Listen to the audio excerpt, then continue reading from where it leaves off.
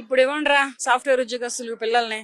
ఎక్కడ మన తెలుగు రాష్ట్రాలలో ఏ రాష్ట్రంలో పిల్లని అడిగినా సాఫ్ట్వేరా, అబ్బాయి బీటెక్ చేశాడా, సాఫ్ట్వేరా, శాలరీ ₹1,00,000 పైన ఉందా అని మాట్లాడుతున్నారు. ఇప్పుడు చేస్తున్నటువంటి సాఫ్ట్వేర్ ఉద్యోగస్తులకి బట్టతల వస్తుంది, ముందర పొట్ట వస్తుంది. మళ్ళీ ఇవి ఉంటే పిల్లనివ్వరు.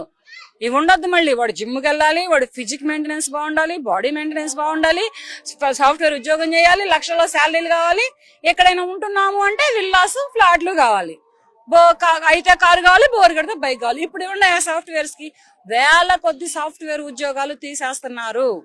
ఇప్పుడు ప్రెసెంట్లీ ఉన్నటువంటి సిచ్యువేషన్ లో వేల కొద్ది సాఫ్ట్వేర్ ఉద్యోగస్తులు రోడ్డును పడుతున్నారు. ఒక కుర్రోడు పడితే పర్వాలేదు సాఫ్ట్వేర్ ఉద్యోగంలో, ఒక అమ్మాయి గాని ఒక అబ్బాయి గాని రోడ్డు మీద పడితే పర్వాలేదు, వాళ్ళని నమ్ముకున్న తల్లిదండ్రులు, వాళ్ళని కట్టుకున్న భార్య పిల్లలు, భర్త పిల్లలతో సహా రోడ్డు మీద పడుతున్నారు. ఇక రాబోయే వారం రోజుల్లో వచ్చే న్యూస్, బ్రేకింగ్ న్యూస్ అదే వస్తుంది. గవర్నమెంట్ జాబులకి ఎట్టాగో గ్యారంటీ లేదు.